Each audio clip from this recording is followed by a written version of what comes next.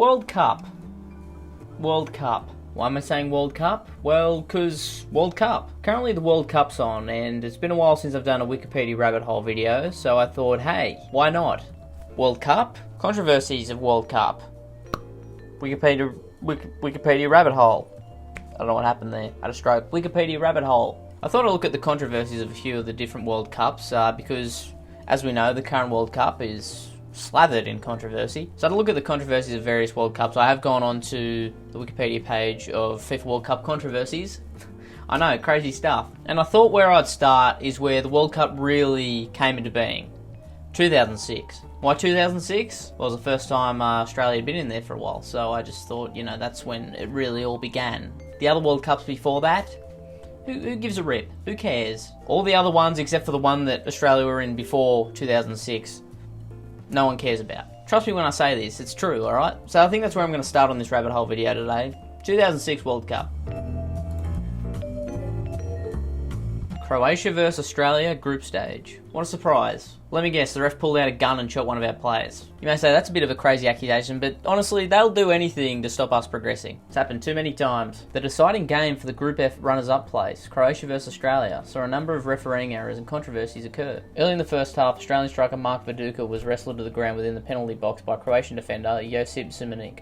Did I say that right? I don't know. I hope so, but probably not. But appeals for a foul or penalty kick were dismissed by English referee Graham Poll. Oh, what a surprise. The English screwing us over again. What, you didn't think Gallipoli was enough, you pommy bastard? Now this? Later in the first half, Croatian defender Stepan Tomas. Again, I'm not sure if that's correct. I hope it is, but it probably isn't. Handballed in the penalty box and a penalty kick was awarded to Australia. Well, it's called football for a reason, alright? You don't use your hands, unless you're the goalkeeper, buddy. If you're not the keeper, don't use your hands. Pretty easy rule. Although I probably shouldn't be one talking. I've had a few handballs go against me when I've played, so let's continue on. However, Graham Poll... Let me guess, Graham. What did you do this time? You fuck it up again? Huh? Did you? However, Graham Poll failed to penalise Tomas for exactly the same deed in the middle of the second half when Australia was trying to equalise again. What are your eyes painted on, Graham?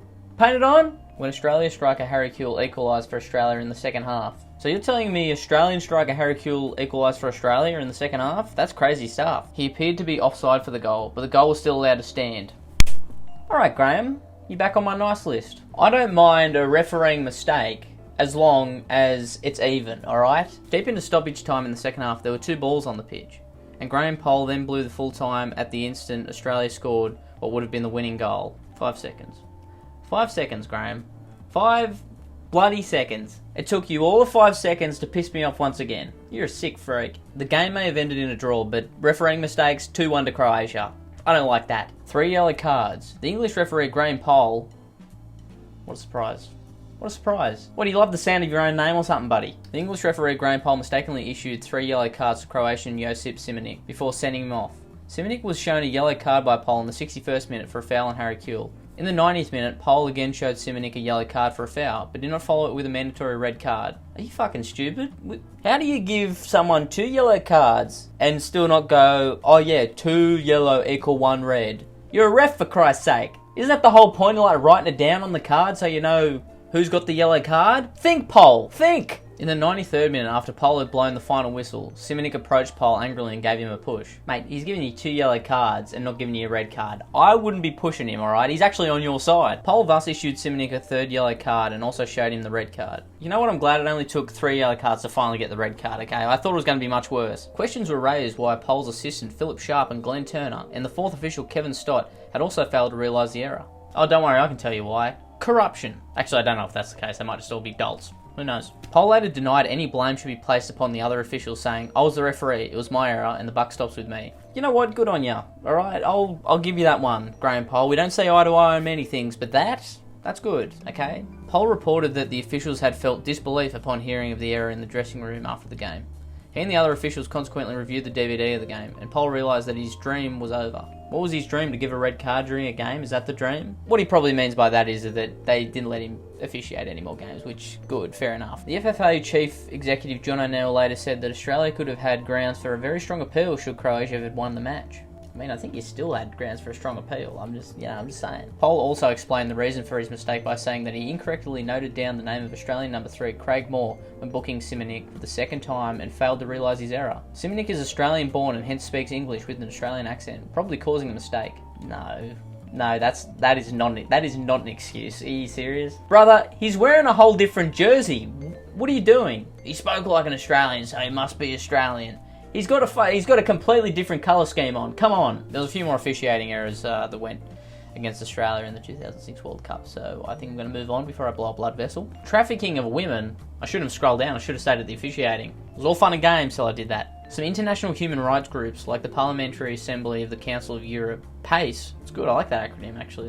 That's a good acronym. Terrible thing that happened, but good acronym. The Nordic Council and Amnesty International expressed concern that there would be an increase of trafficking women up to and during the World Cup. PACE and Amnesty claimed that 30,000 women and girls might become the subject of slavery for purposes of forced prostitution during the World Cup. They called upon the German authorities to monitor sex venues during the World Cup and provide support for the victims of trafficking. According to the German police, there was no noticeable increase in forced prostitution during the World Cup. Listen, we've got the regular forced prostitution and trafficking.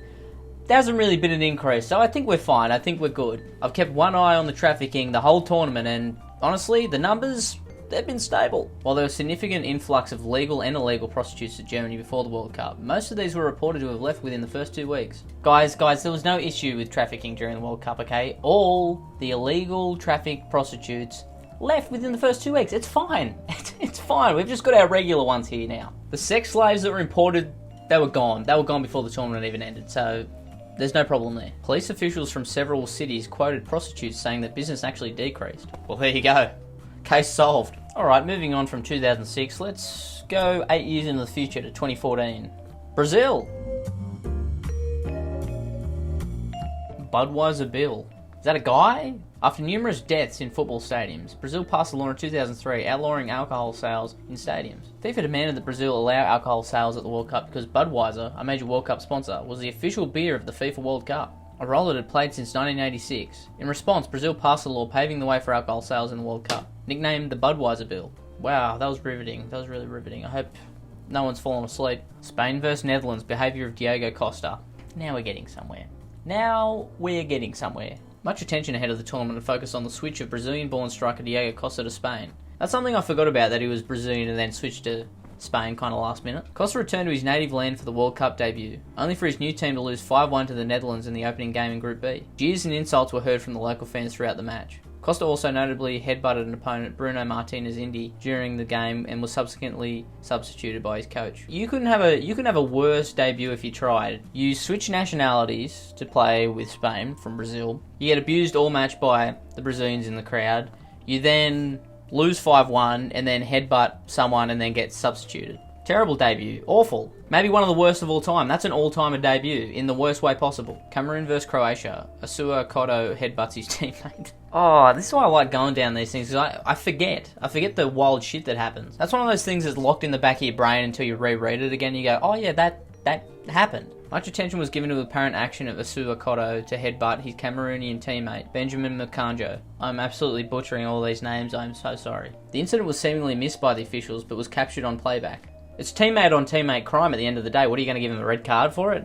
I think if you beat the shit out of another teammate, I think it's all fair in love and war. I don't think there should be any type of retribution from the refs with that. There should be no send-off, you know what I mean? It's like if you swear at a ref, you'll get a card. If you swear at your teammates, it's fine. I think headbutting your teammate, although kind of crazy, is fine by the rules, right?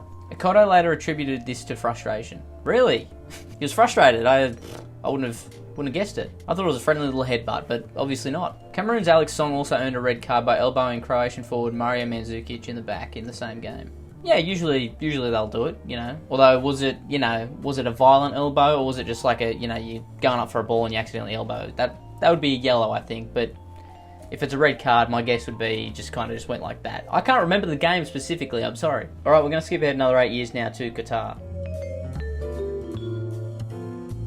Now, from what I remember, there was a lot of issues around Qatar, such as, slaves building the stadiums and such, but is that really a big deal? I don't know. Human rights concerns. In December 2021, interview with Al Jazeera, FIFA's Secretary General Fatma Samura said that FIFA had developed a general framework to structure and guide the implementation of its human rights responsibilities and commitment, published in 2017, and that Qatar had implemented those recommendations. I don't know. I wouldn't trust a FIFA framework for human rights. I wouldn't trust a Qatar framework for human rights. I think they're both full of shit, but we'll continue. After a thorough investigation, the International Labour Organization claimed the figures misleading. You're kidding. FIFA and lying? No, that can't be true. Instead, they'd been wrongly linked to the World Cup sites without proper context in November 2022 via a report drafted by France 24. Corruption? No. FIFA and corruption? That can't be right. That can't be right. The FIFA I know... No. Corruption would be nowhere near it. The FIFA organisation doesn't have a corrupt bone in its body. There have been numerous allegations of bribery between the Qatar bid committee and FIFA members and executive, some of whom, including Sepp Blatter, were later recorded regretting awarding Qatar the tournament.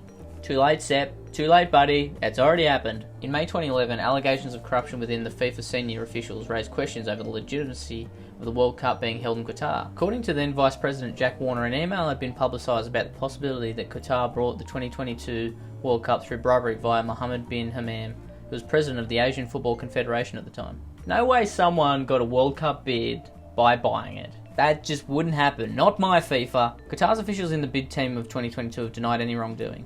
A whistleblower revealed that Fahidra Al-Majid alleged that several African officials were paid $1.5 million by Qatar. She later retracted her claims of bribery, stating she fabricated them in order to exact revenge on the Qatari bid team for relieving her of her job with them. She also denied being put under any pressure to make the retraction. FIFA confirmed receiving an email from her which stated her retraction.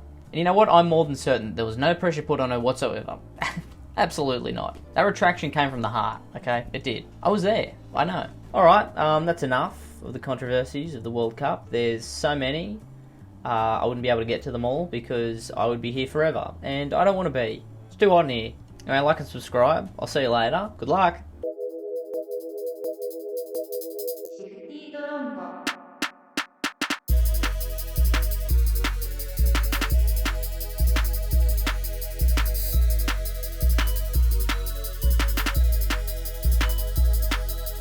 I love Shifty Drongo.